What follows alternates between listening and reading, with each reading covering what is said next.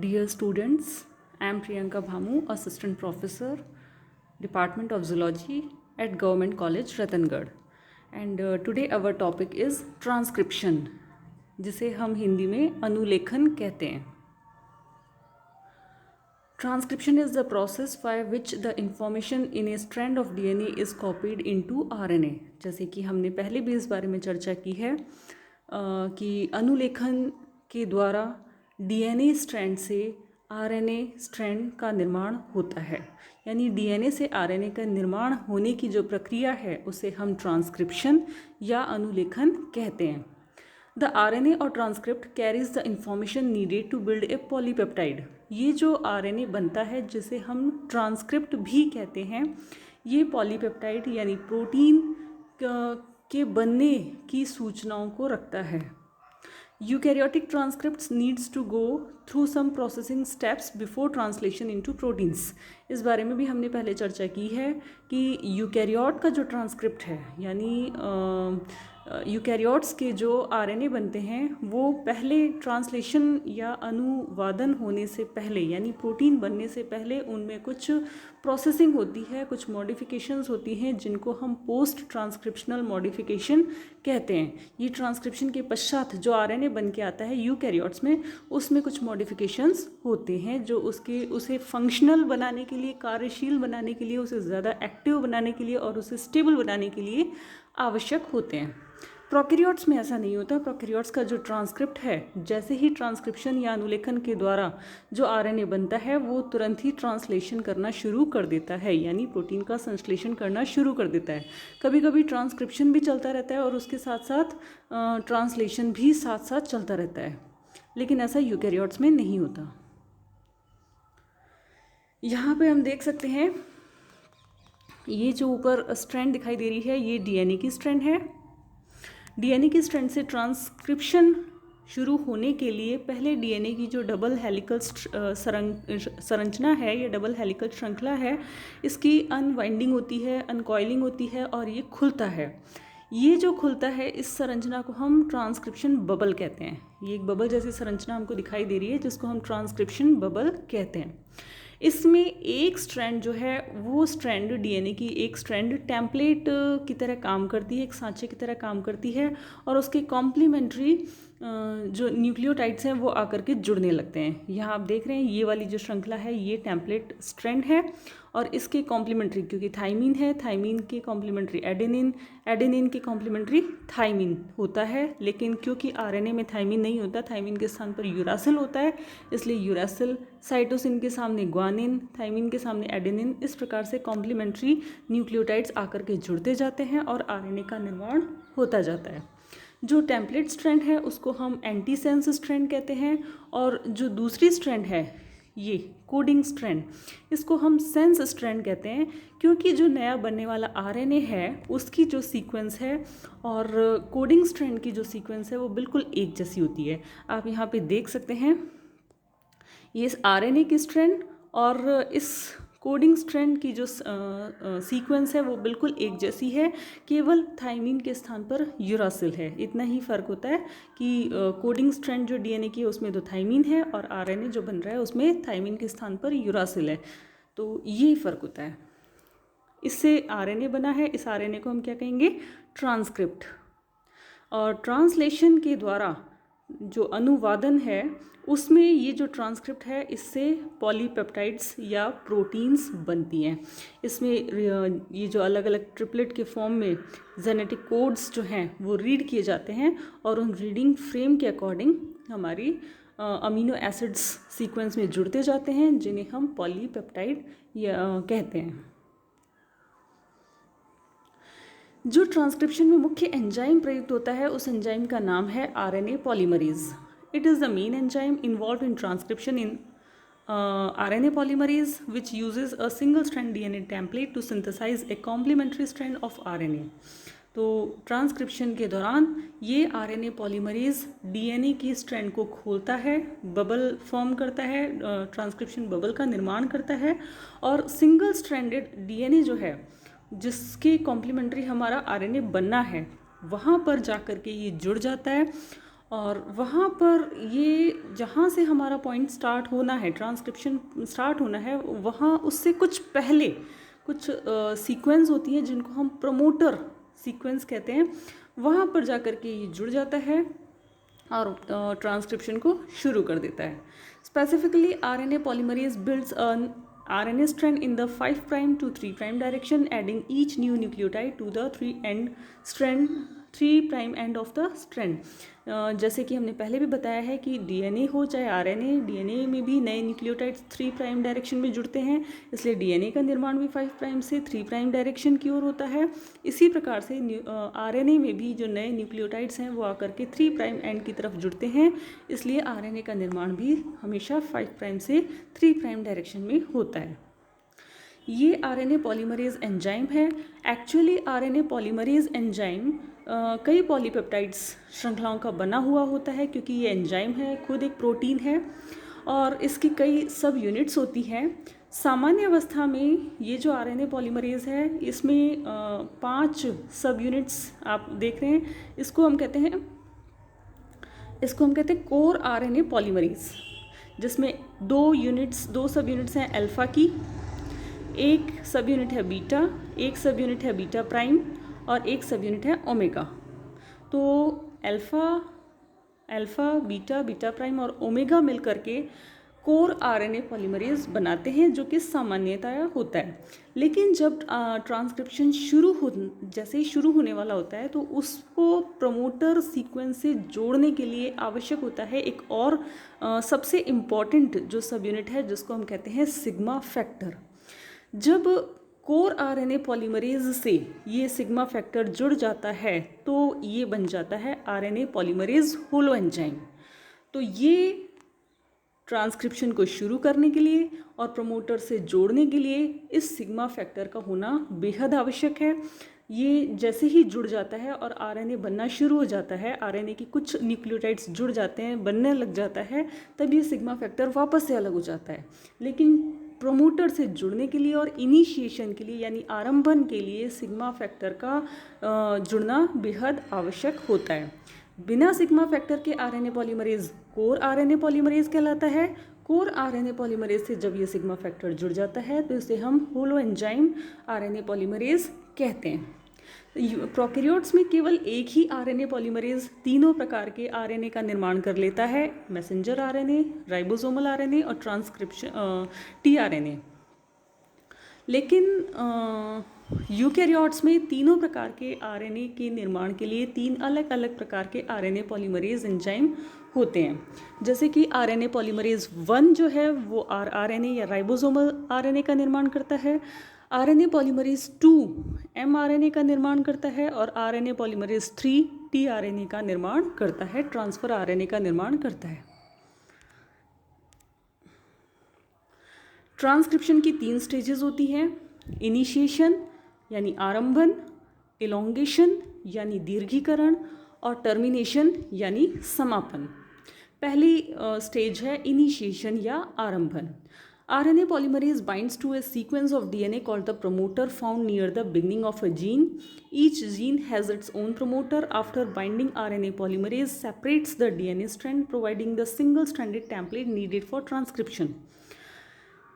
जैसे ही DNA खुलता है और जो बबल है उसका निर्माण होता है, वैसे ही DNA की जो स्ट्रैंड है जहाँ से हमारा ट्रांसक्रिप्शन शुरू होना है उसे हम कहते हैं स्टार्टिंग साइट।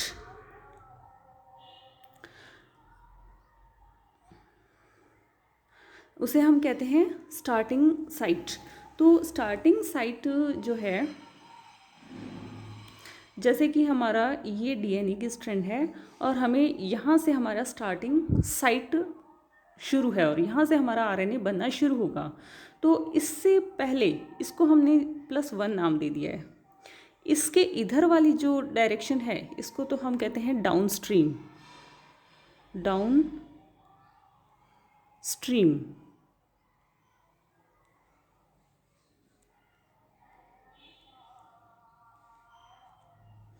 और इसके इधर वाली जो डायरेक्शन है इसको हम कहते हैं अपस्ट्रीम।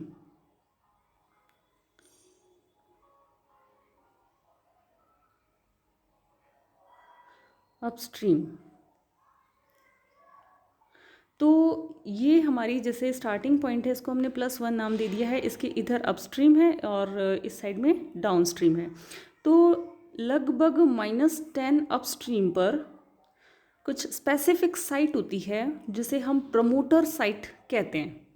यहाँ इस आरएनए पॉलीमरेज जब इसके साथ में सिग्मा फैक्टर जुड़ जाता है तो ये इस प्रमोटर साइट को पहचानता है और यहाँ आकर के जुड़ जाता है।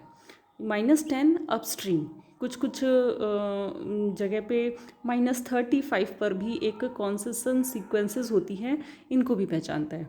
तो ये जो आरएनए पॉलीमरेज एंजाइम है, ये डीएनए की जो स्टार्टिंग साइट है उससे -10 बेस पेयर अपस्ट्रीम पर और -35 बेस पेयर अपस्ट्रीम पर जो प्रमोटर साइट्स हैं उनको पहचानते हैं और वहाँ पर जा कर के जुड़ जाते हैं और ट्रांसक्रिप्शन को स्टार्ट करते हैं या शुरू करते हैं। प्रोकैरियोट्स में -10 बेस पेयर अपस्ट्रीम पर एक स्पेसिफिक सीक्वेंस होती है जिसे हम कहते हैं TAT। इस सीक्वेंस को प्रिब्नोबॉक्स भी कहा जाता है। -10 साइट पर होते हैं, -10 बेस पेयर अपस्ट्रीम साइट पर होता है और इस कॉन्सेसर सीक्वेंस को प्रिब्नोबॉक्स कहा जाता है। यहाँ पर आरएनए पॉलीमरेज इस सीक्वेंस को पहचानता है और आकर के जुड़ता है और इसके जुड़ने में जो सिग्मा फैक्टर है उसका बहुत महत्वपूर्ण रोल होता है। जैसे ही इसके साथ अटैच हो जाता है और कुछ आरएनए या ट्रांसक्रिप्ट का निर्माण हो जाता है तब ये सिग्मा फैक्टर वापस से अलग हो जाता है और फिर बिना सिग्मा फैक्टर के भी आरएनए पॉलीमरेज आगे आरएनए संश्लेषण कर सकता है, लेकिन जुड़ नहीं सकता बिना सिग्मा फैक्टर के। तो जुड़ने के लिए सिग्मा फैक्टर बेहद ही आवश्यक होता है।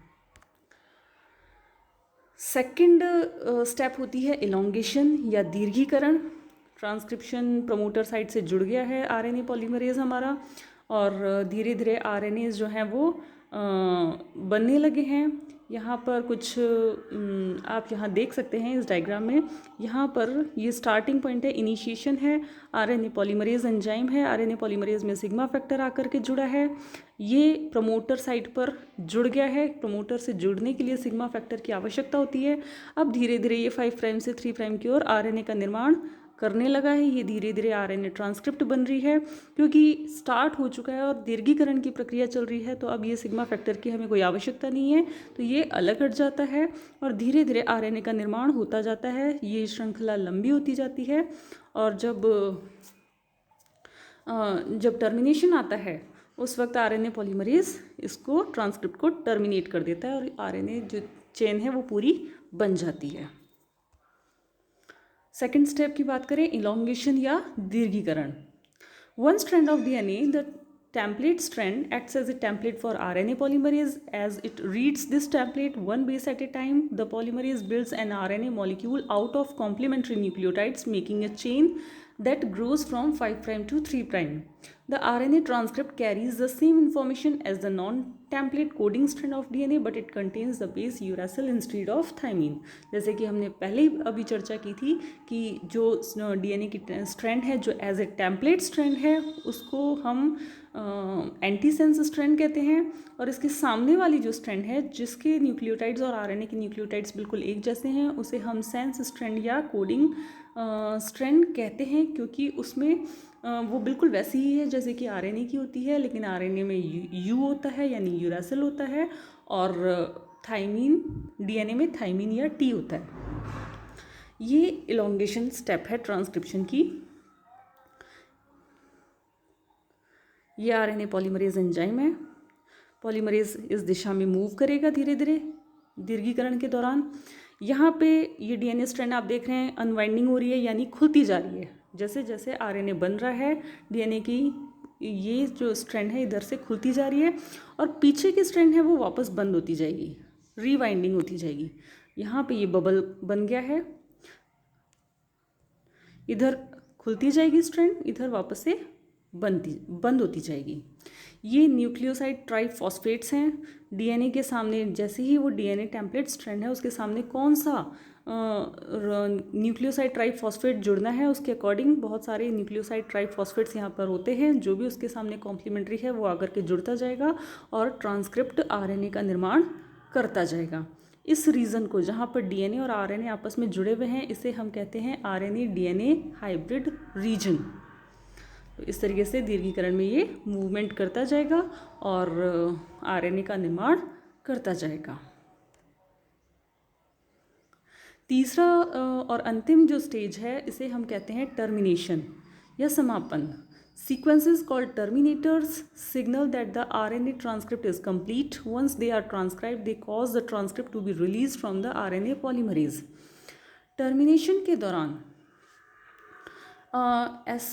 टर्मिनेशन के दौरान मतलब जो टर्मिनेशन साइट्स हैं वो आरएनए बना लेती हैं। उसके बाद में आरएनए जब पूरा हो जाता है तब इसको समापन करना होता है।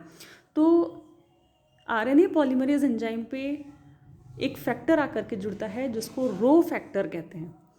अगर रो फैक्टर के जुड़ने से टर्मिनेशन होता है तो ऐसे टर्मिनेशन को हम कहते हैं रो डिपेंडेंट टर्मिनेशन। और अगर रो फैक्टर के ना होने के बाद भी अगर टर्मिनेशन होता है तब हम उस टर्मिनेशन को कहते हैं रो इंडिपेंडेंट टर्मिनेशन।